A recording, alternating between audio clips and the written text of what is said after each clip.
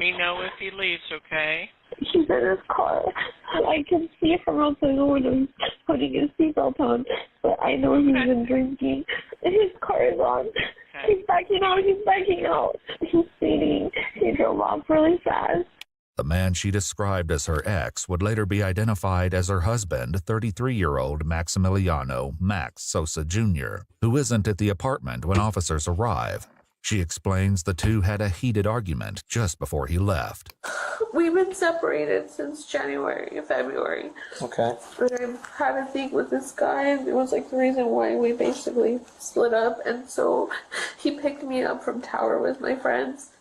And when we got here, I guess he was going through my phone and he saw that I was still in contact with this other guy. And he took off, and then when I kind of like realized what was going on, I saw that he had gone, and I walked out, and then he walked in and he grabbed a bottle of tequila, and then he said that he was going to kill him. And I don't think he wouldn't actually do it. I know that it was all. No, he wouldn't. Did he get physical with you at all tonight or anything? No, just when he walked out, he told me to come inside, and he like brought me inside. But yeah, so he's never been physical or violent like that. He's hurt. Right.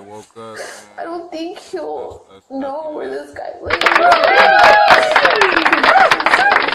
He was lucky that the guy's place, like his gate was locked. I want him to be involved, and he has like nothing to do with it. As they begin to canvass the parking lot for signs of Max's car, it suddenly appears without warning, catching everyone off guard.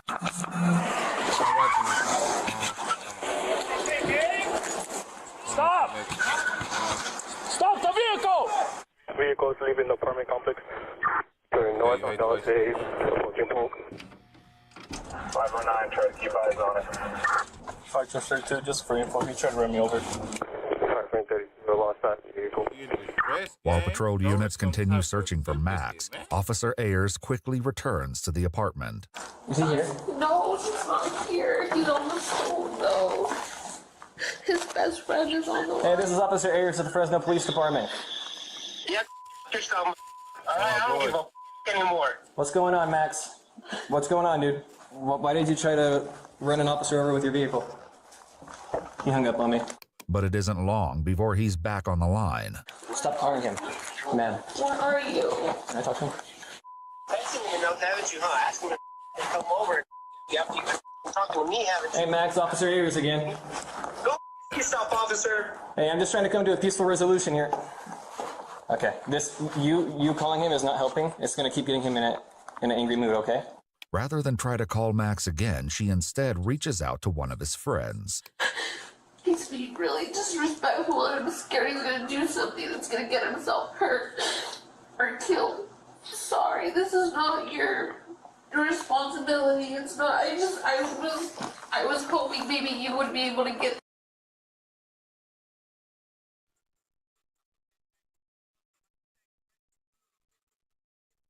Has he ever tried to do anything like this before? No. Has he ever been arrested for anything? Never. Officer Ayers reaches out to Max once again by phone. You can meet up somewhere with us. We can have a peaceful. You don't understand the that I've been through. I don't give a who you are, who you think you are.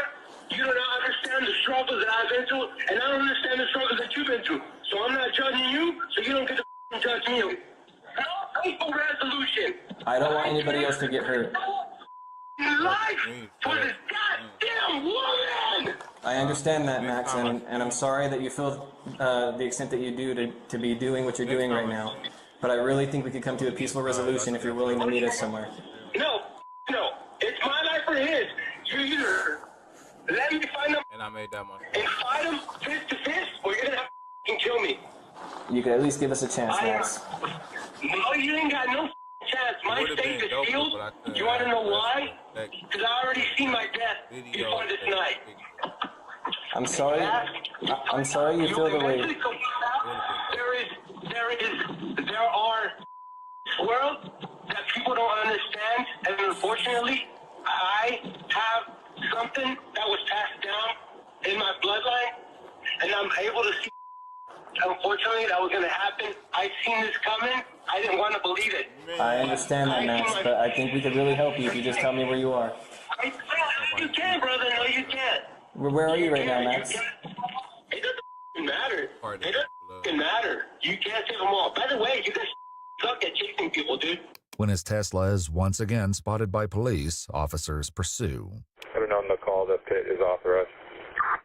Copy, pit is authorized. Going westbound veterans from Riverside. 519, we no longer have visual. I tried to run over one of your cops. I don't give a dude. I want blood tonight. You understand that? I want blood. If you give me my blood, that mother's blood, or one of your officers' blood, you guys decide. That's it. But we don't want anybody to get hurt, Max. Someone's gonna die tonight, my guy. You understand that? There's no way around it. Someone's gonna die tonight. With threats escalating, Officer Ayers calls for another unit to respond to the apartment. Once backup arrives, he attempts to reach through to Max once more. Hey, Max, it's Officer Ayers again. No, go yourself, my guy, right? I already told you. You ain't got nothing to say to me. Nothing's gonna change my mind. My mind is made. Do you understand that? Quit wasting your time. Go to sleep. Go hug your wife, your girlfriend, whatever the got, and cherish, okay? Max, I'm just trying to help you, buddy. No. Go yourself. Go through her phone, because she's probably cheating on you too, my guy. These days ain't loyal. You understand that? The heart wants what the heart wants, all right? And there's nothing you can do about that. Nothing in your stupid book, nothing in your stupid education, nothing you got in your pocket, nothing you got in your brain. There is nothing you can do. When a man reaches rock bottom, that's it. Do you understand that? Yes, Max, and I understand how you're feeling tonight. Talking, my guy. Shut up and hang up. Okay? Shut up and hang up the goddamn phone. Ring the army. Is it you, me, him, or one of you police officers? I'm not going to tell you again. While Officer Ayers continues the conversation outside, his colleague works to determine where Max might be heading. Do you guys have shared children together? Where's your shared children at? My mom's house. Your mom's house? Does he know that? Does he know that? Yeah. He knows that. He hasn't. That's not it, Max. He hasn't mentioned like, He hasn't mentioned it whatsoever? like, not that he wants to go see them. What do you mean by that? Do you... I'm gonna come after you. I don't know where the you are, so hang the goddamn phone. You suck at your goddamn job. Try something else, okay? Please don't have eyes on it. No, we keep losing him. We keep losing him. Yeah. But a sudden call over the radio puts both officers on high alert. Making a southbound turn on Dante. Copy, southbound Dante. So he's heading back this direction, sounds. Yeah. So Boyd's over here. Southbound Dante. So they probably passed right by through here. Just for info, when I was on the phone with him, he said he was going to come after me. He didn't know where I was, he said, but I was able to check. The two officers head outside to scan the parking lot, but see no sign of Max's vehicle. When they return, they notice that he's back on the phone with his wife. Please just tell me where you're at.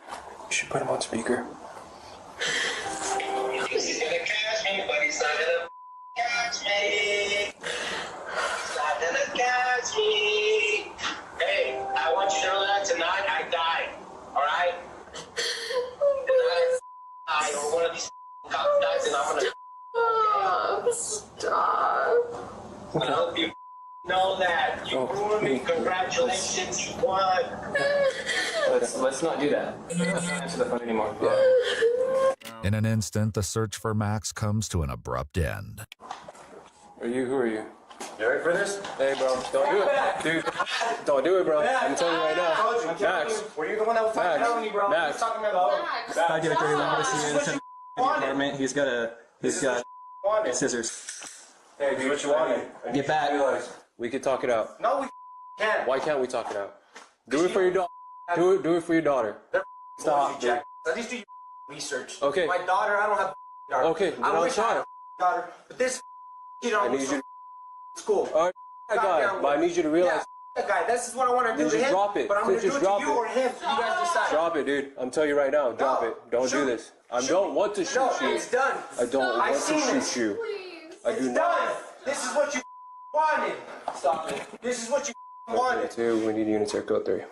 Pop it, dude. Liz, You ready for this? I don't want to shoot you. You don't want Stop. to shoot me, then why the doing this? Because you have scissors, bro. Then why doing this? We came here just to check up on you. Get back, bro. Show me. This is done. This is done. Ma'am, sit down. This is done. Sit down. No. You decided that. I gave you everything. I gave you everything. I just want y'all to... And this is how you hate me. Come on, Max. We can talk this out, bro. No, we can't. My guy. No, we can't.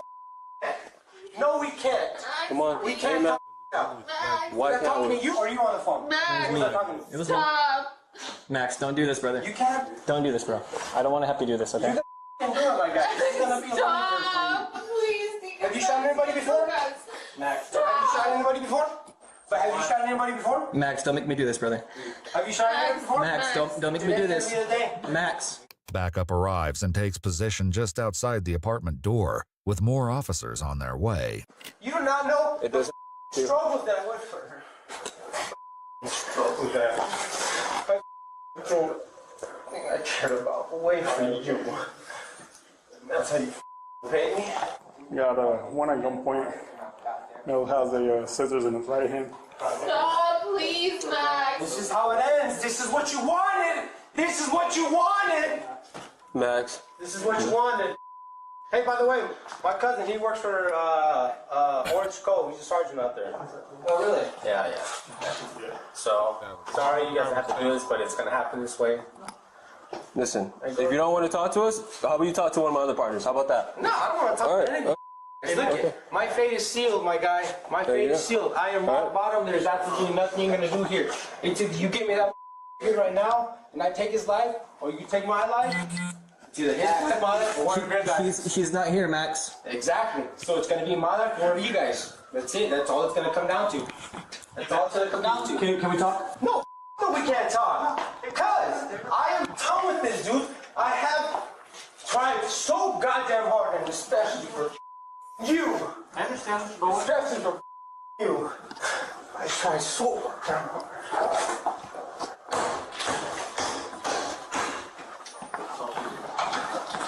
Wait.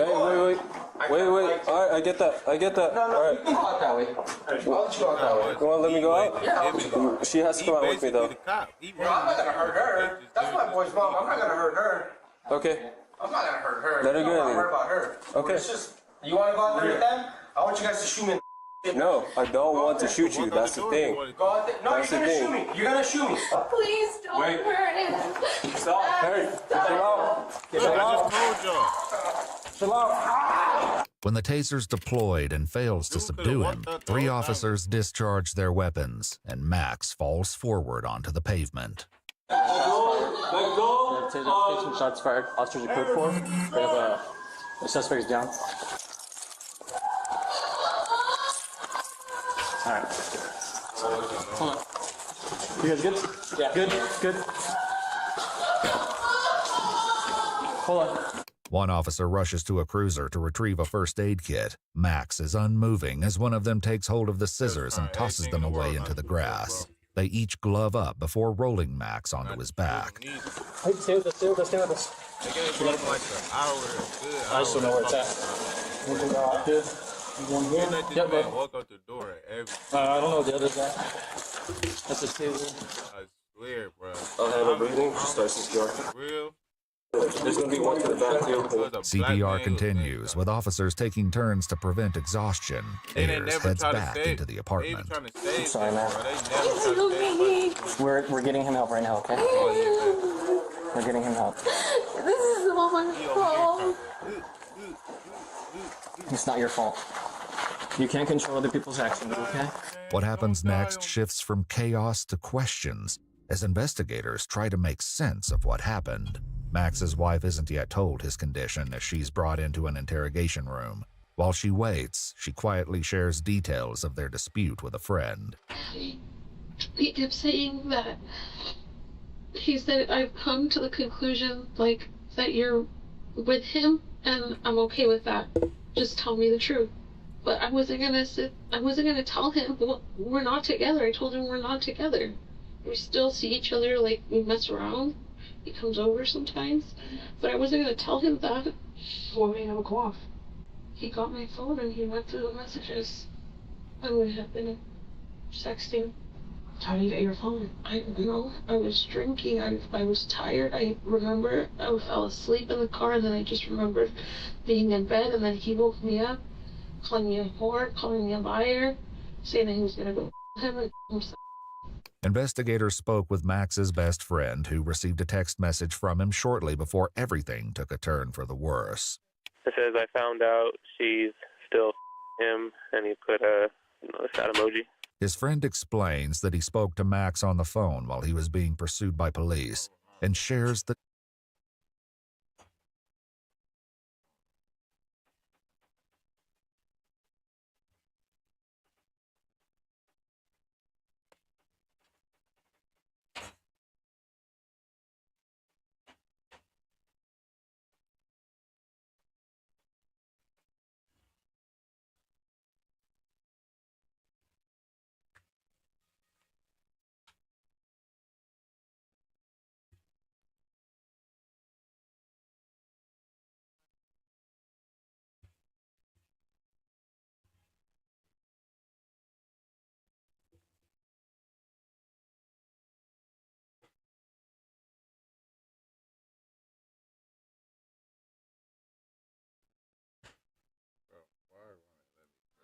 What?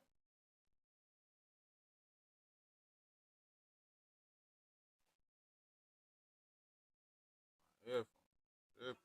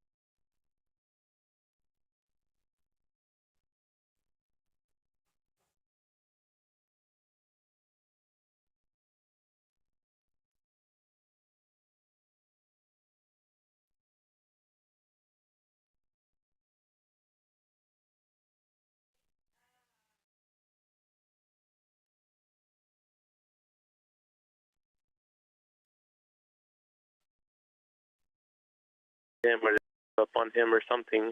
Something abruptly happened, I guess, because he just said, I gotta go, thank you for everything, and I love you. Officer Ayers is questioned about his own conversations with Max, recalling one particular exchange between them. He was just making comments that showed me even more that nothing mattered to him. I mean, this is a man who was hurting and angry and sad, and he told me, you're never going to forget this night. It's going to be engraved in your memory. Listen, this is the one case that's going to stick with you forever, okay, brother?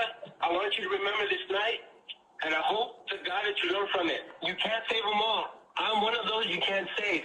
But these statements he was making on the phone, did that also contribute to the way you were feeling? Oh, yeah, absolutely. This is the part where I became the most scared that I've ever been in my entire life. Understand. I mean, he already told me he's coming after me specifically. He already threatened to kill police officers prior to even threatening me specifically. The threat's right here, and it's in front of me. And I was thinking in my head, I'm like, this guy actually showed up here. He's armed with scissors. He already said he doesn't care about his life. That's the moment where you realize what you're probably going to end up having to do. And it's scary. It's a scary feeling. It really is. Investigators ask Ayers whether the officers had other non-lethal force options that could have been used. I get that, like, probably to the public, using a baton in a situation like that might make the most sense. But when it comes to law enforcement, you want to meet whatever threat you encounter with a greater threat. I mean, our lives are on the line. So I'm not going to bring a baton or a knife to a scissor fight. I'm sure somebody, when they got on scene, would have brought up a less lethal shotgun, which I'm sure probably would have been more effective than a taser. We just didn't have the time for that. I tried to call the sergeant that we had that night twice. I didn't get an answer either time, and I tried to call him over the radio, and I didn't get an answer. I don't want anybody thinking I didn't try to contact a superior or anything to, you know, maybe try to get some more additional resources out there, like possibly like a crisis negotiator or something to try to talk to the guy. Officer Abraham, who was with Ayers inside the apartment, also tells investigators he tried calling for additional help. If it wasn't listening to us, maybe like their parents had more officers who were able to read the need, get like a less lethal, someone who has like more better negotiation skills compared to me or Ayers, they could probably help out even more. Officer Crockett, who was positioned directly in front of Max as the taser deployed, put in his own words what happened next. He begins to like charge for me. It's like he's coming towards me. Like I'm in fear. Like I'm like was like legit like, oh crap. It was just like scary feeling. Ultimately, officers Crockett, Ayers, and Abraham each fired their weapons. What do you think would have happened if you didn't shoot? I feel like he had the potential to hurt me 100%.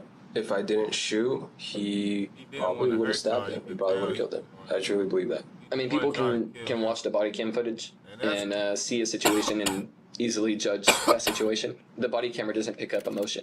It doesn't pick up the level of fear that you feel. The emotion is the most important part, because that's what leads you to make your decisions. In her interview, Max's wife shared what entered her mind as the shots rang out, and investigators reveal heartbreaking news. I kept telling myself that the pops were like pellet, whatever the, not a real gun. And in my mind, he's okay, he's just on the floor.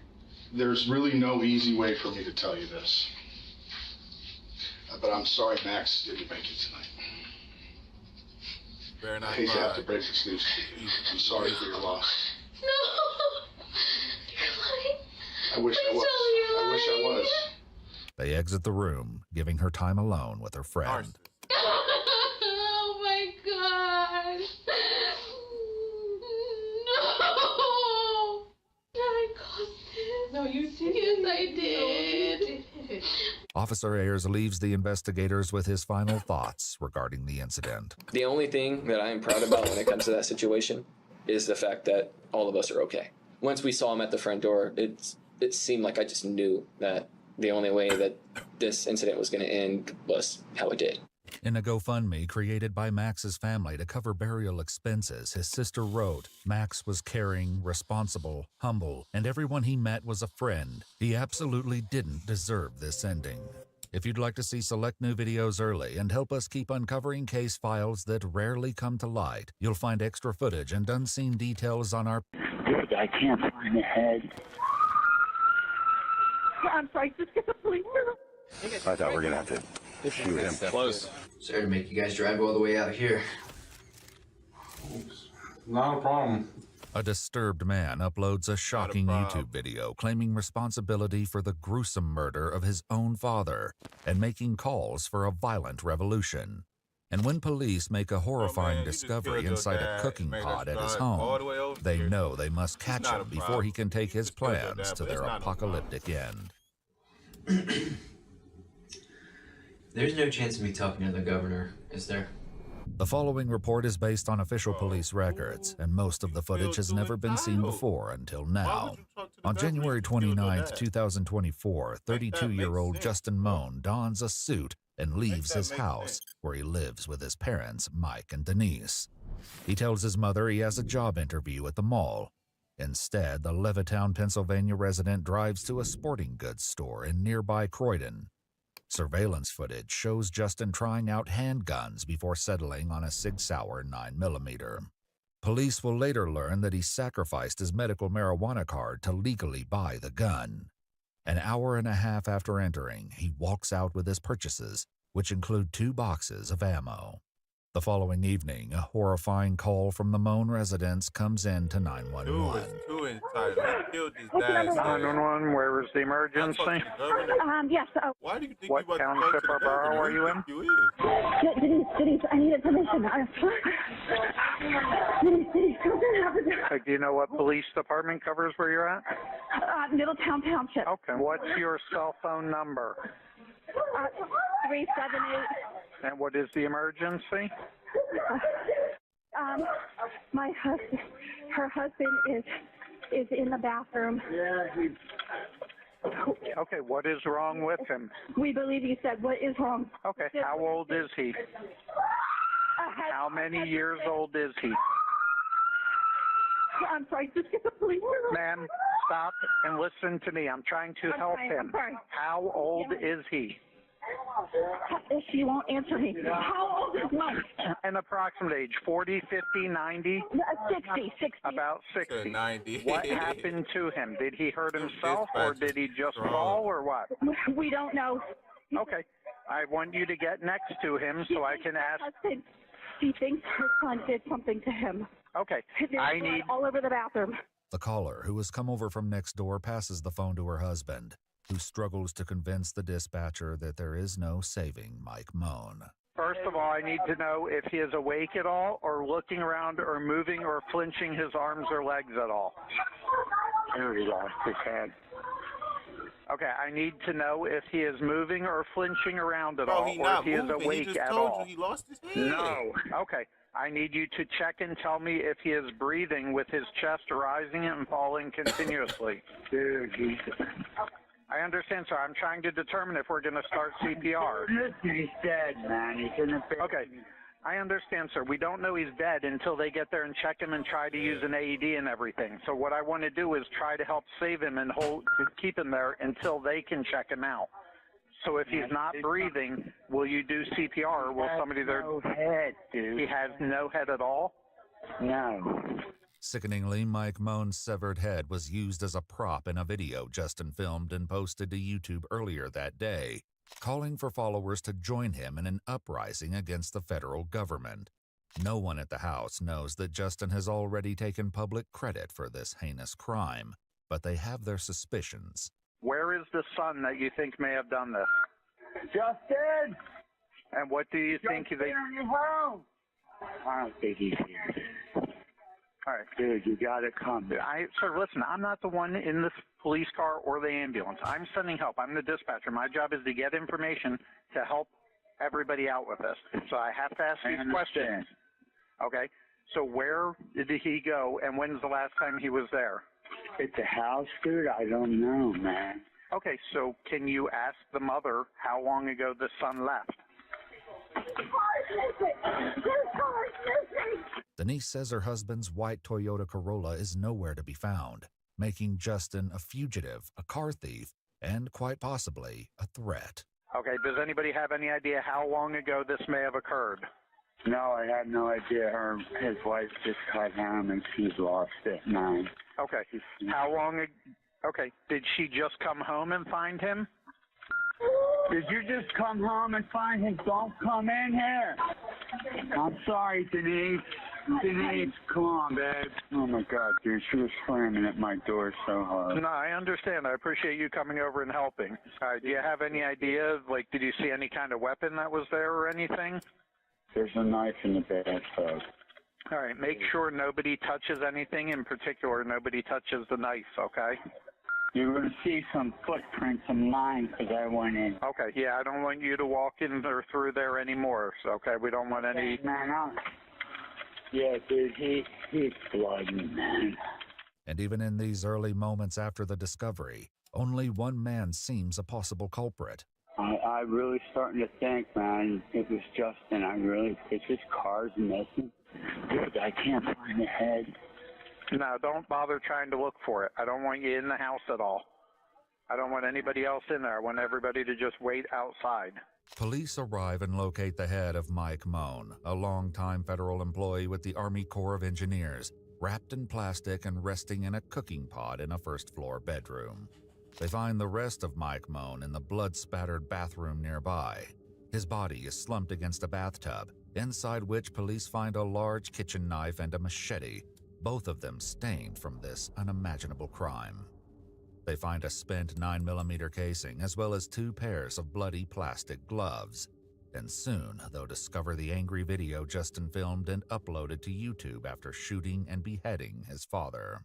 The video, in which Justin rants for more than 14 minutes about the Biden administration and the ills of American society, features a grotesque scene, Justin holding up the severed head of his father for all to see. Have you known them to have problems, domestic issues in the past between the father and son? I don't know about that.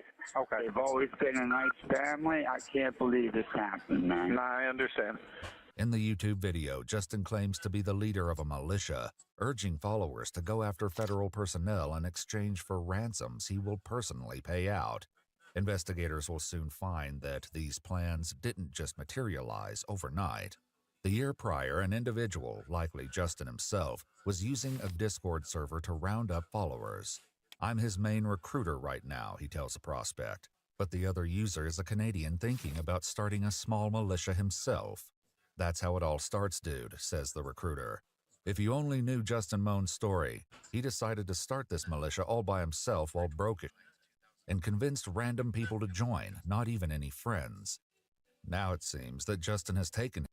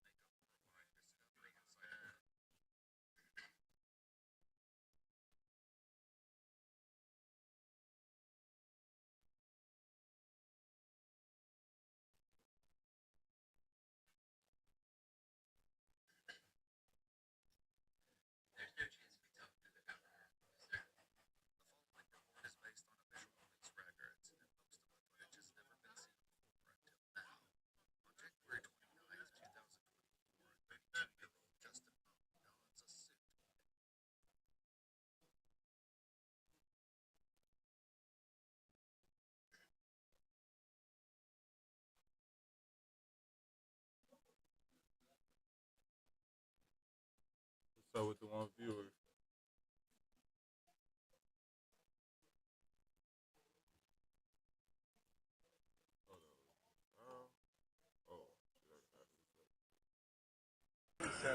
I have no quarrels with the police. What I want you to do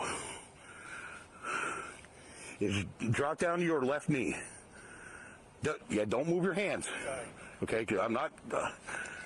Don't worry about that. Anything that falls, we'll get for you.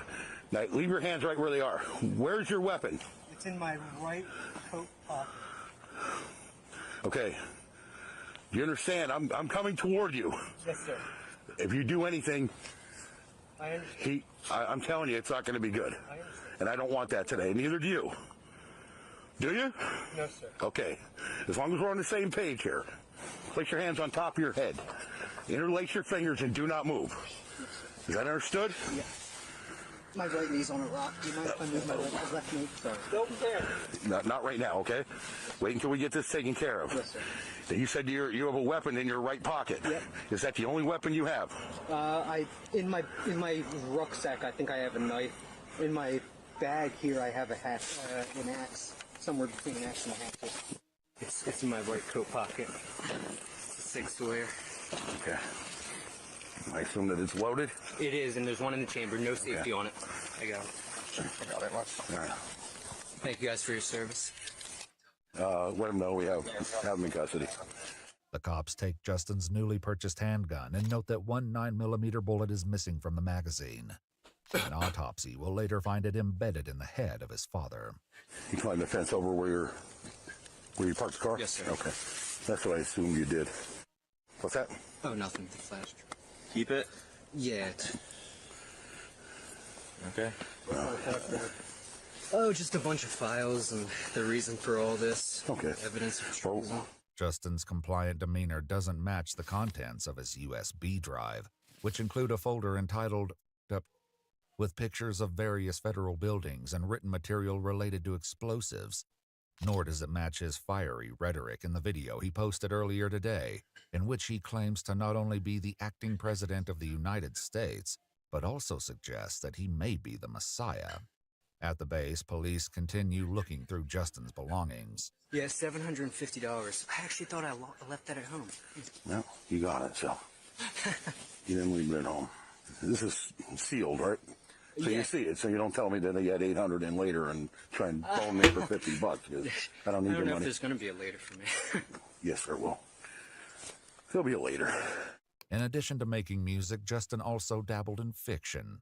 He wrote and self-published The Second Messiah, King of Earth, a novel about a young musician named Buster Moon who uncovers a satanic conspiracy before achieving fame as a religious icon. The back cover confirms that this work of fiction is loosely based on his own life. It's one of several books Justin published, many of which have similar conspiratorial themes. When did you come to the Gap? Oh, I had some wild plan where I thought I could possibly commandeer or No. That's just to allow me to maybe command the National Guard? Yeah, to start a civil war. Yeah, he'd probably say no. I would think so. I do have one card that he might be interested in hearing. It's a couple $2 billion. Not that the Fed will hand that out. But. While Justin claims to have access to a fortune, investigators learn he has spent considerable time and energy on filing lawsuits against the federal government regarding his inability to find employment while dealing with the student loans he took out in college. An affidavit confirms that each of these lawsuits were dismissed, potentially fueling Justin's rage against the government. I thought we were going to have to shoot him. Close.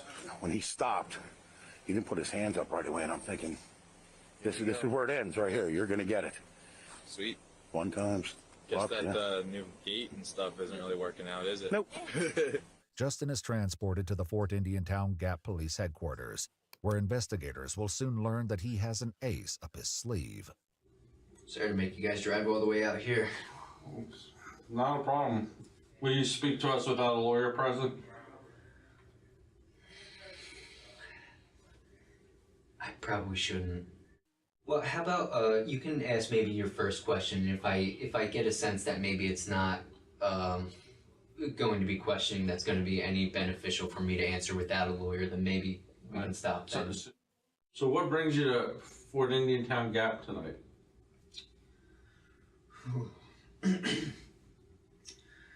There's no chance of me talking to the governor, is there? I would guess at 3 in the morning there's not. I don't believe there's going to be a possibility you're going to be able to speak with him tonight or in the near future. Yeah. Why? What did you want to talk to him about? Well, I may be in a position where I maybe only have one card left to play. I whistle blew against for like billions of dollars of tax evasion a couple years ago. And so I filled in a form that I sent to the IRS that would entitle me to 15 to 30%. Though there is no evidence that Justin was involved as a whistleblower against any company, he insists that the tax evasion schemes involved international deals. Cloud computing services that run the infrastructure of our cities that they have access to. And so it's not just a tax evasion issue, it's a national security issue. After I whistle blew, the IRS, they're not going to give me anything. But maybe, if I were to be able to talk to the governor or make some sort of contractual deal with the governor, I could give him half if he's able to recuperate what is legally. You mean like give half to the governor as an individual or as to the state? Yeah, to the state to fund fund guys like you. I don't know if you guys are about to charge me with anything or, and I'm not trying to place like the biggest bribe ever or something of that nature. If it was intended as some sort of bribe, it doesn't have the desired effect. And Justin is indeed arrested and charged with a stack of felonies, including the murder of his father. Who do you live with at Orchard? My parents. 2 cats. In a letter from jail, Justin explained, "I tried to perform a citizen's arrest on my dad for treason, but he resisted arrest, so I lawfully used deadly force," despite framing these asking for their support. Despite this, a Bucks County jury convicted him on 12 counts, including murder in the first degree, murder in the second degree, 2 counts of terrorism, several weapons charges, terroristic threats, criminal use of communication facility, trespassing, and abuse of a corpse. In July 2025, Justin Moan was sentenced to life in prison without the possibility of parole. If you'd like to see select new videos early and help us keep uncovering case files that rarely come to light, You'll find extra footage and unseen details on our Patreon. Dude, I can't find the head. I'm sorry, just get the police. I thought we were gonna have to shoot him. Close. Sorry to make you guys drive all the way out here. Not a problem. A disturbed man uploads a shocking YouTube video claiming responsibility for the gruesome murder of his own father and making calls for a violent revolution. And when police make a horrifying discovery inside a cooking pot at his home, they know they must catch him before he can take his... Google Earth iceberg. Quick warning, some of these further down ones are kind of scary, so you might want to skip this one. First, we got Google streetcar falls apart. So this shows the Google streetcar driving along where when it gets near this area in Newberry Spring, California, it hits this huge pothole, and it must have absolutely smoked this hole, as the hubcaps don't just fall off, they literally fly into the air and then continue rolling until they go to the other side of the road completely, where they then fall down. But it's really crazy that you can see the progression of the hubcaps popping off and then rolling, and I guess he just keeps driving. I think I probably would too. Phantom Island. So this is one of the few islands that have been undiscovered. Suga, quit it. You're not nice. The alleged serial killer, Lee Ki-young. Lee's girlfriend is trying to feed Lee's cats. We're gonna call her Tara. She's home. Bro, why can't I turn my phone sleeping? Cats. We're gonna call her Tara. She's home alone in her new place, her boyfriend's apartment, that she just moved into, and she realizes, oh my freaking god, the freaking cats. Okay, so Lee has 3. Consider this your... He has 3 cats. They must catch him before he can take his plans to their apocalyptic... This is one of the few islands that have been undiscovered. Suga. He has 3.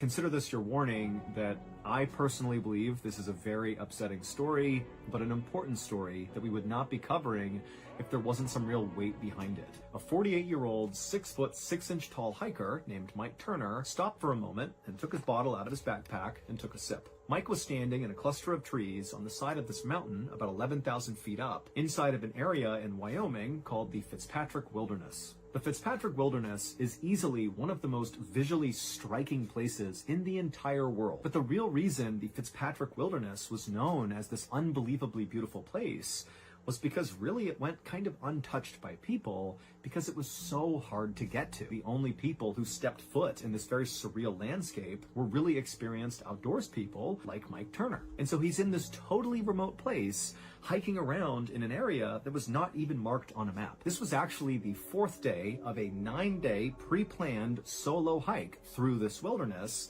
that Mike had been planning out for over a year. And he drew out basically exactly where he expected to go on a map, and he gave that map to his wife, who also was a very enthusiastic hiker, and he told her, on the 9th day, you're gonna meet me at this spot at the end of the 60 miles at noon on this 9th day, right here, and I will meet you there and you can take me home. However, that plan had changed on that 4th day as Mike was sipping his water on the mountainside, and only Mike knew it. So even though Mike was technically solo hiking, he was not actually alone. With him was the family dog named Andy. He and Andy had been up at elevation at about 13,000 feet, walking on some icy parts of the mountain, and Andy's paws were getting really raw from kind of walking on the jagged ice. And that day, on the 4th day, Mike had noticed Andy was whimpering and struggling to keep up, and so he had decided to side skirt the mountains to avoid the ice. And even though this path was definitely going to take him a little bit longer, it would still bring him to the same destination, to that same pickup spot where his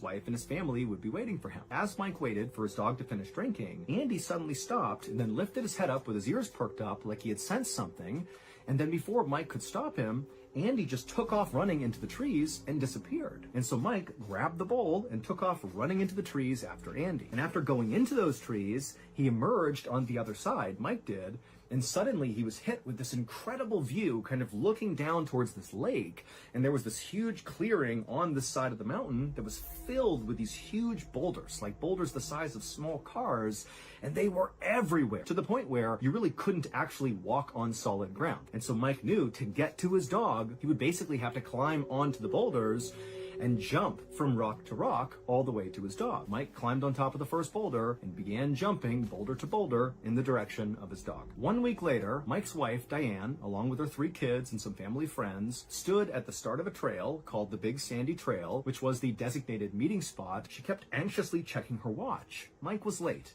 and not just a few minutes late.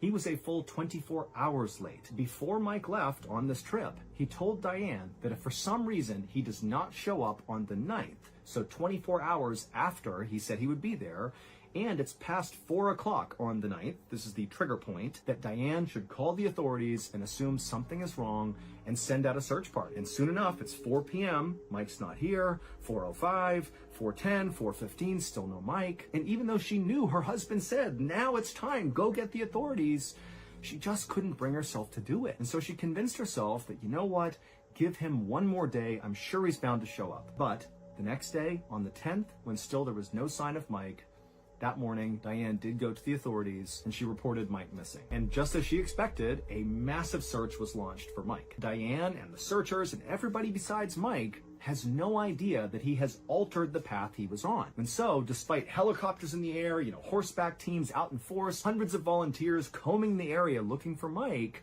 nobody found a trace of him. And after 2 weeks went by with this huge search producing nothing, they finally had to call it off. 5 days later, so 5 days after the end of the official search, a couple of backpackers were hiking through an area in the Fitzpatrick Wilderness. They were aware that Mike Turner was missing because there were flyers up all over the place. And as they're just sitting there taking a break, this totally emaciated, ragged-looking black lab came out of the tree line, whimpering and looking like it was on its last legs.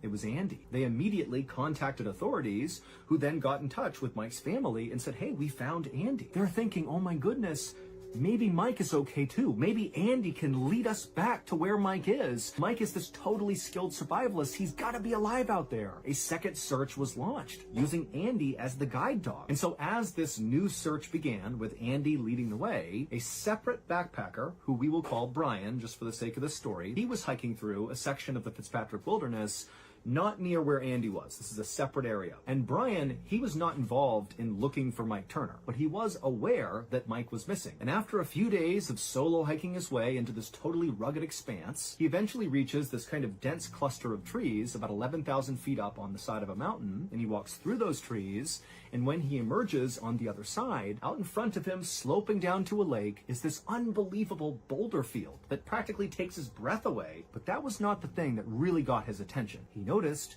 there was a man sitting on a rock fairly far across this boulder field with his back to Brian, just staring at the lake. And so Brian began walking towards the sky to see what was going on. Well, that man was the missing hiker, Mike Turner, and my goodness, did Mike Turner have a story to tell. So Mike, he gets up on that rock and he begins hopping from boulder to boulder to boulder. And at first it's going fine. Then he reaches this one particular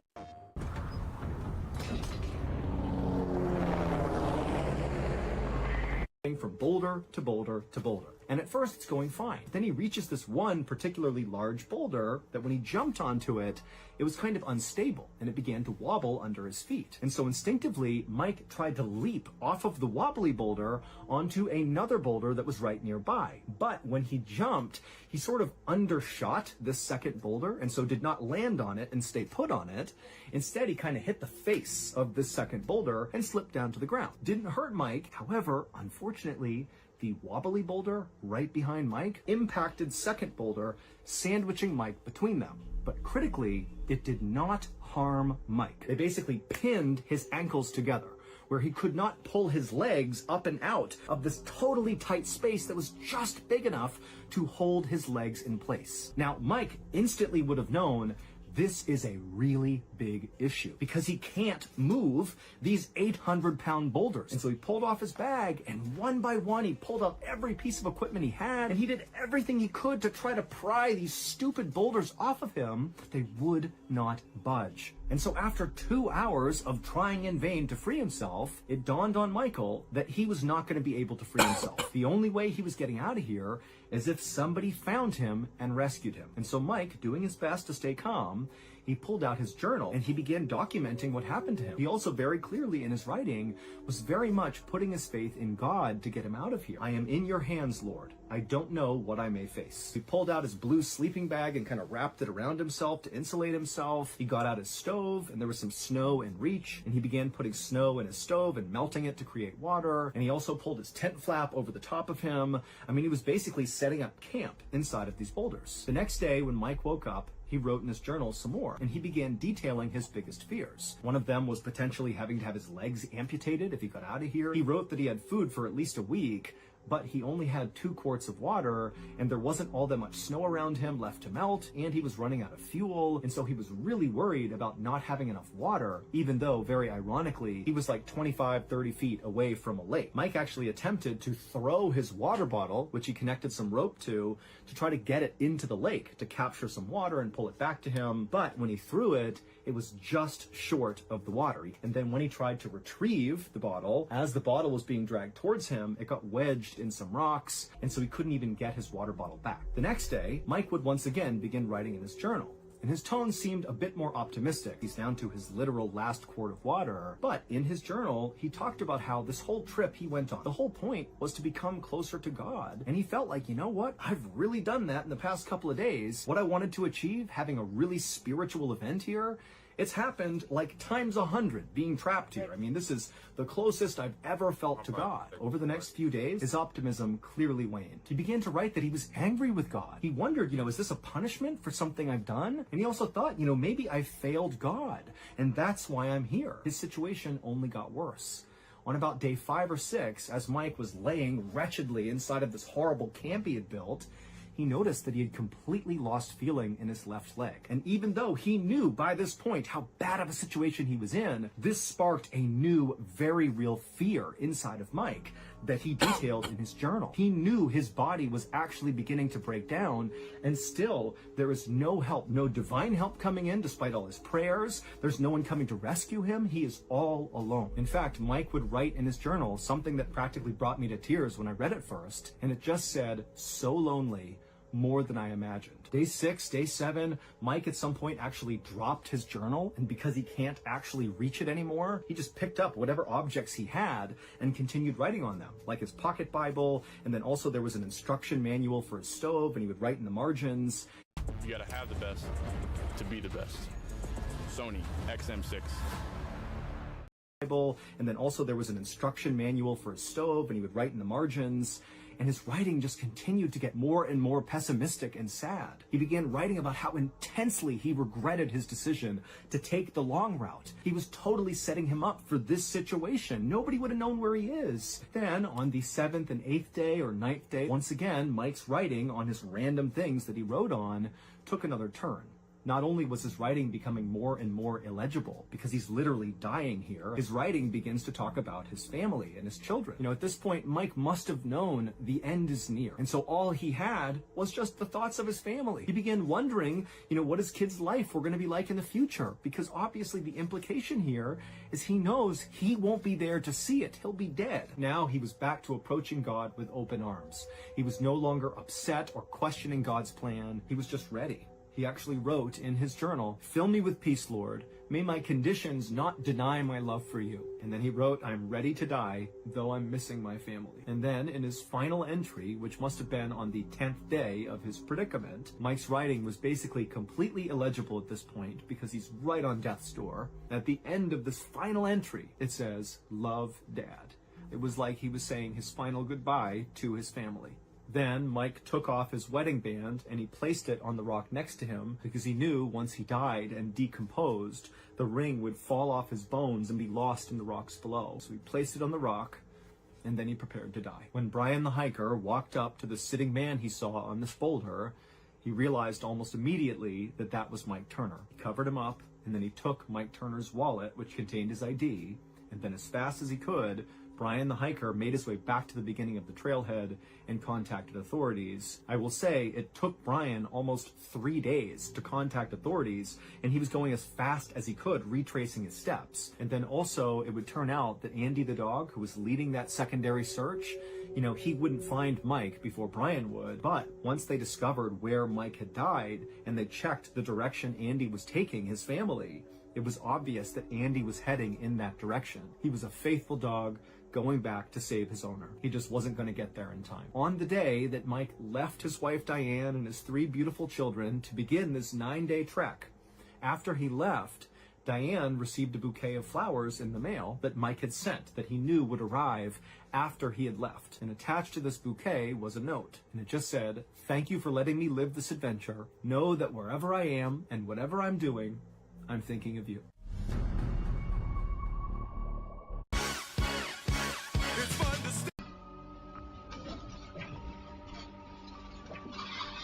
Hindsight is always 20/20, but this was genuinely a horrible decision. I don't know how they could have seen this going any other way. The video that you guys just watched was recorded earlier this year in March of 2025. It was recorded in Vietnam. It shows this worker sitting on top of a forklift. They're probably about 100 feet above the ground. He then attempts to drive through this opening and the platform rolls away. I cut the video off here, but he ends up falling backwards and the forklift falls directly on top of him. Presumably, this group that was building this skyscraper when this incident happened was trying to get that forklift up there to make their job easier and move around building materials. But when they attempted to bring this forklift up, they did not properly secure this lip of the platform to the building. So this guy fell victim to Isaac Newton's third law: for every action, there's an equal and opposite reaction. So the tire spinning here moved the platform back, and again, he got crushed, instantly lost his life. To give you guys some perspective, forklifts are thousands of pounds. So yeah, this falling on top of you, you're done for. Witness sees a baby outside of the SUV, and then the SUV drive and hit the baby. I was walking that way. With your baby? No, he was supposed to be in the car. You see the binky in the road? Yeah, the pacifier. And there's blood here in the roadway. Was it in a carrier? Nothing, sir. Just they put the baby out like it was a bag of trash. In Jacksonville, Florida, horrified bystanders watch as an 8-month-old baby boy is run over by an SUV in the middle of a busy street. When the driver continues on as if nothing happened, the disturbing scene leaves witnesses reeling and investigators stunned when they learn how it happened and who is to blame. Bro, please don't tell me y'all what y'all finna tell me. I'm in trouble for that. The following is based on official police records, and most of the footage has never been seen before until now. On the morning of January 25, 2025, officers with the Jacksonville Sheriff's Office are dispatched to the scene of a traffic incident involving an infant. Oh my God, right up this baby. Jesus Christ. By the time they reach the scene, the fire department has already begun life-saving measures on 8-month-old Pablo Kai Golden, whose injuries are severe. An officer approaches witnesses in search of the driver. It was a black car right here, but he said he gave the tag number and everything. So the person who saw it... Yeah, he already left. He gone? Yes, sir. You didn't see what happened? No, sir. The infant's mother, 20-year-old Shamir, is comforted by bystanders as an officer tries to understand how her 8-month-old son ended up in the roadway. Where did this happen? This just happened right in the middle of the road. I can't call nobody. Were you walking or were you in the car? I was walking that way. With your baby? No, he was supposed to be in the car. After witnessing the incident, another driver followed the suspect's black GMC Terrain to a nearby gas station, alerting 911 dispatchers to his location. They quickly responded, taking the driver into custody. I don't even get to talk, man. No, you'll get to talk. You'll get to talk. The man is identified as 20-year-old Justin Golden, the infant's father. Hey, just let her pat you down. You don't have nothing on you, right? Oh, I ain't even letting me talk before anything. Like, what, bro? No, you're going to get to talk. We don't want to ask you nothing yet. Can you watch this? Yeah. I'm not gonna go nowhere. No, I know you're not. All right, but I didn't get a chance to double lock it, so I'm going to double lock these handcuffs. That'll keep the handcuffs from tightening up on you. The 8-month-old boy is rushed in critical condition to Wolfson Children's Hospital. Meanwhile, additional officers arrive to offer support at the scene. Where you need me? You got it locked down now. Okay. Crime scene's right here. Okay. See the blood and the binky. Right over here.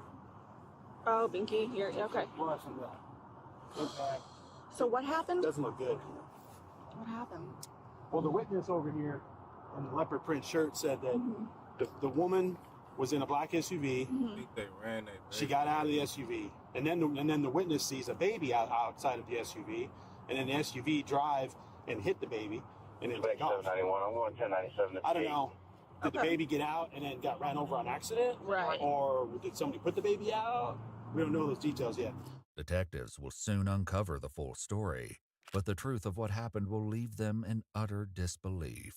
While waiting for them to arrive, Justin grows increasingly impatient. Hey, you guys send me to the station or send me home. Not yet. So I can't even go to the station yet? Not yet. Oh. We got somebody gonna come here to talk to you. My arms are really I know it. Like, I know it. We got some people coming here to talk to you. Do you know how long it's gonna be? I don't know exactly. Since I came, I'm not trying to rush. I'm not rushing you guys. No, I get that. I just want to know. I don't know exactly how long it's going to be, but some detectives are coming. Some what? Some detectives. At the crime scene, a sergeant is briefed on the situation. What the crap? I mean, he placed the Binky's over here, blood on the ground. Yeah, blood with pacifier. Yeah. You see the Binky in the road? Yeah, the pacifier. And there's blood here in the roadway. It was here in this stretch. There's some blood here. Yeah. There's right there. There it is. He didn't look. The baby didn't look. The baby was unconscious when I saw him. Okay. I don't know what its status is right now. Detectives arrive at the hospital and briefly interview the infant's mother, Shamir. She explains that she and Justin, along with their infant son, had just left Walmart before arriving at the traffic light. Justin's mother had given them $50 for diapers, and after making the purchase, the two began to argue over how to spend the leftover money. With this knowledge, the detectives instruct officers to bring Justin in for an interview, and after reading his Miranda rights, he begins to explain his side of the altercation. From the point we got there is when she started like arguing because she wanted McDonald's. Okay. That was like right there. But I was letting her know I gotta put gas in the car before I can do anything. Okay, so you were just trying to let her know, hey, before we go get food, you gotta get gas. Yeah. Okay. By Shamir's account, the total they spent was $41.95, leaving the leftover funds at approximately $8. But according to Shamir, Justin wanted to spend the money on marijuana. She later agreed to come in for an interview and shared more details about what happened next. I said, you know what? I get out this car and start walking because I don't want to hear what you got to say. Okay. So then that's when he continued, you and your son can get out. I'm not taking my son anywhere because I don't want nothing crazy to happen to him or you do anything crazy to him, you know? Justin further explains why he didn't want to drive off with his son. She slapped me, got out the car and put him in the passenger seat. Mm-hmm. Then she walked across the street a little bit. And in the midst of her walking, she turned around and was like, okay, watch. When the police comes and gets you, you'll know just why they came. Okay. And I yelled at her. I was like, bro, no, bro, get your son, bro. Okay. I'm not doing that today. That's exactly what I said. So she turns around, yells at you, whatever. You don't want Pablo in the car because you don't want to be responsible for him, right? Right. Okay. She has a thing where she'll like threaten me with the laws and say stuff like, I'm going to tell them that you kidnapped them. Shamir admits to taking baby Pablo, who wasn't buckled in, out of his car seat and placing him in the passenger seat before walking away.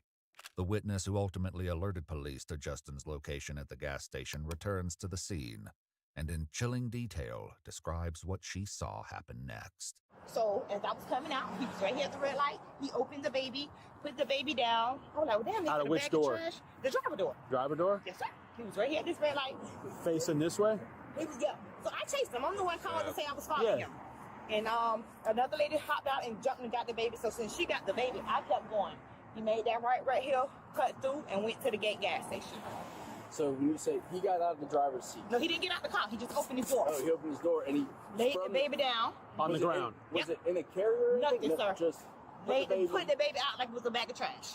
And you didn't see where she was? No, I don't know what like I said, she either had to be at that height, but she wasn't with him. Okay. But she came out of nowhere. What made you follow him to the gate? Because that was just shocking. I Okay. was like, somebody need to get this tag. I don't know if y'all had cameras right here. I just wanted to be a good scenario. Yeah. And, Yeah, like, no, for sure. Appreciate it. Like, Thank you this very is much. wrong. I'm still shaking. My yeah. kids are in that car. That's not nothing I wanted to witness this morning. While multiple witnesses were shaken by the tragic scene, Shamir claims she didn't see it happen at all. And I'm walking towards the sidewalk, and I hear the lady that's in the car that was behind us at the stop, like, oh my God, you just threw the baby out of the car. So as she say that, I hear my baby crying, and I hear him stop crying. Okay. Like in the midst of me turning around all this stuff, that's what I'm hearing. I'm hearing him cry, and I just hear him stop, and I rush, because his car is coming, so I rush to go get him. While the infant's mother rushed to her son's aid, investigators are left to wonder why his father, Justin, simply kept driving as though nothing happened. Did you feel like you hit anything when you were leaving the scene? God on the truth, no. Okay. If I did, I would have stopped. Did you feel a bump, or did you hear any kind of screaming, anything like that? No. So what do you think happened to Mr. Pablo? Were you told anything about what happened to him? No. Like, do you know why we're here? I swear to God, I don't. Justin is about to face the devastating truth of what he's done, but his reaction to the news leaves investigators stunned. Unfortunately, you struck him with the car. Mr. Pablo was transported to the hospital. Unfortunately, he did not survive. Okay. Well, please don't tell me y'all what y'all finna tell me. I'm in trouble for that. No, that's why I want to talk with you. Bro, please. Okay. Like, bro, no fool, bro. I know y'all could just go ahead and just tell me, bro. Well, we have a lot of stuff that we need to talk about, and bro, I know. I'm sorry that we had to tell you this. Bro, I'm in trouble for this. We're not talking about who's in trouble. We're trying to notify you that your son is dead, sir. And we're just trying to get all the details. That's where we're at right now. Yeah. Operation number one is, can we get details? Can we get a picture of what happened? I wanted to get your side of the story. Like, bro, I know you want to get my side, but it's Not like, basically telling him, like, bro, you just killed someone us. call my mom, please. Someone, please, just call my mom, please. We're not going to stop and call her right now. I know, I'll but tell you I'm that much. I get it. Bro, We're sorry. I'm trying to calm down, bro. Okay. But it's Like, one of you those killed your situations son, where and God I ain't worried honest, about like, it. I'm in trouble. like, bro, y'all gotta Like, bro, you gonna understand, get bro. at your It's one of those son, then you situations. not jumping. God, honest truth. God can strike me right now. Like, I promise to God on everything I love. I know you guys don't care about me saying none of that. I know. But it's one of those situations. I wasn't trying to hurt anyone. I was hoping for her to come over there and grab the baby. I did. I even turned the wheel. That's why I'm asking, like, are there any cameras at the... That's something we're working on. Police records describe surveillance video of the incident, showing the driver open the door and an unclear movement downwards before the door closes again. As the vehicle moves away, the body of the infant and his small feet are seen laying on the double yellow line. What the report doesn't describe is where the victim was struck, but the witness provides a hauntingly detailed account of her own. So did you see the baby then? Yes. I thought it was a bag of tractor too. When he ran it over, you seen the baby like jump. Oh. Yeah. The front Dang. tire. Yeah. Dang. Front tire. Was the baby standing or laying? No, it's newborn. The baby was laying down. He laid it like on his side. Which wheel hit the baby? The front baby. I'm not pretty Did sure he it's the back back up? one because by the time he turned, he missed the baby, So- I want to say. So, But that front wheel, no, he just went through it. so is it the back tire? I want to say that front tire hit the baby. Because by the time he turned, I want to say that back one probably missed it. Because it only looked like he probably got hit once. But you saw the baby do get hit. Yes, sir. Definitely, he definitely ran over that baby. That baby humped. Dang. Ain't no way, bro. Alright. Be in trouble for something that I know for a fact that I'm sorry, that I know for a fact I did not intend to do. Please don't leave me, bro. Well, we're gonna step out, make some couple phone calls. Bro, I understand. like, bro, I'm telling you what, like, It might be good for you to just have a moment. how, bro? Process. How? It's going process, but still, I'm still looking at the fact that I'm probably finna get in trouble for doing something to my own We don't know son. yet. We're not talking about We're not trouble. know yet. Nobody's talked about anything about you going anywhere. But once they step out, an officer steps in, and Justin's expression twists in shock. You just told me. These are strictly these are just for you. We're about your safety. Yeah, I'm good. I'm good. I promise. I promise I'm good. Well, we have a duty to keep you safe, okay? Please, bro. No, bro. Okay? We're gonna do this, okay? And this is just for safety. I promise you. Okay? Once Justin is left on his own, he continues to plead in desperation. God, you know the truth. You know the truth, God. God, you know. Somebody come talk to me, please. I can't do it alone. Can't do it alone. Somebody come talk to me, please. I know it was bad, but it wasn't on purpose. It wasn't my intent. Please hear me out, please. Oh, it's my son. Please hear me out. Like, why y'all doing me like this? I would never do that to him. I just got his diapers and wipes. Why would I hurt him? Why would I hurt him if I just got his belongings? I had just got what he needed. Why would I hurt him?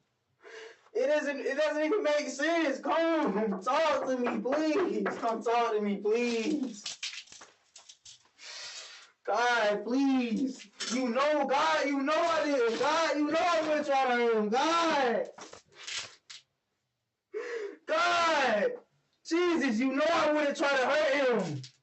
Jesus. Jesus, you know I wouldn't try to hurt him. Shamir tells investigators they have another son together, an older boy. They work to understand if he's ever put either of them at risk in the past. Has he ever hurt the kids? Never touched them? Never said he wanted to touch them? No, never say he harmed them. Well, he'll say things. Like what? Like little stuff, like when people get on your nerves, like, oh, I'll pop this baby, or, you know, not no serious, oh, I'll throw him off the bridge, or I'll run him over, or... I've never had an issue with hurting him. Why would I do it now? Why would I choose today to hurt my son? Why? That's serious. Like, you guys gotta think about it. Why would I hurt my son? I'm perfectly fine. I'm sober. I would never hurt my kid. To the best of your knowledge, was Justin sober? I mean, had you smoked? We both sober. Okay. We both sober as heck. Did you guys smoke weed today? We sober. Okay. Does he drink at all? Did he drink today? Okay. We don't even drink like that. How am I getting faulted? I did not know. I am in trouble. I did not know. I really did not know. Like, bro, I'm finna, like, if, like, y'all serious right now? Like an innocent person, really? Like, bro. Me, bro? Bro, you're not dropping one here, bro. I'm not, like, you can't tell, like, really? me? Like, come on, God, you know. Shamir shares with investigators a disturbing claim, one that suggests she doesn't believe Justin's actions were unintentional. He's been called on domestic violence on me. And then she tried to take his stuff on my face from him. That's how mad he gets. Okay. I never seen him. That's why I got out the car, because he does that type of stuff. He put his hands on me. That's why I had my mace with me, because he does that. So instead of you putting your hands on me, I'm gonna get out to avoid the situation. But instead of you putting your hands on me, you killed our son. Like, what more do you need for me to prove that I love my son? Like, this is my baby. Like, I named him myself. He was named after me. Like, bro, I cut the cord, bro. Like, bro, you want to really try to make it that I did this intentionally? That I wanted to harm him? Like, come on, bro. Think about it. Put it together. Why? Why would I do it now, bro? Whether it was an intentional act of violence or a horrific accident, investigators conclude that Justin's actions of leaving the child on the roadway near a major intersection demonstrated reckless and a willful and wanton disregard for the safety of the child. How can you frame someone like this, bro? Like, bro, that's like, come on, bro. I just pulled off, bro. That's all, bro. Nothing more, nothing less, bro. I had no knowledge of hitting nothing or nobody. An autopsy later revealed that the cause of death for 8-month-old Pablo Kai Golden was the lacerations of the brain, blunt impact to his head, and fractures of his skull as a result of being run over. The facts are all the more tragic given that the chain of events began with a dispute over approximately $8. $8. My baby gone. Bro killed his baby over a Jeep. The manner of death was ruled homicide. Here's the deal. You are being arrested. Okay? We're going to take you across the street right now. Okay? Help me. All right. Well, let's just get this over with, all right? We just got to walk you across the street. Yeah, I'm going to jail. What's that? So I got to go to jail. Yes, sir. Today you do. So you're being arrested for aggravated manslaughter of a child, and then also vehicular homicide of a child. Even after I explain? Yes, sir. Yes, sir. In February of 2025, 20-year-old Justin Golden was charged with aggravated manslaughter of a child and vehicular homicide. After entering a plea of not guilty, he wrote a letter to the judge stating, "Nobody has even considered how I feel about my own son." The rest of the letter describes his mother's poor medical condition and his desires to be with her and his only remaining child. In September 2025, he changed his plea to guilty to aggravated manslaughter of a child in the death of his son, 8-month-old Pablo Kai Golden.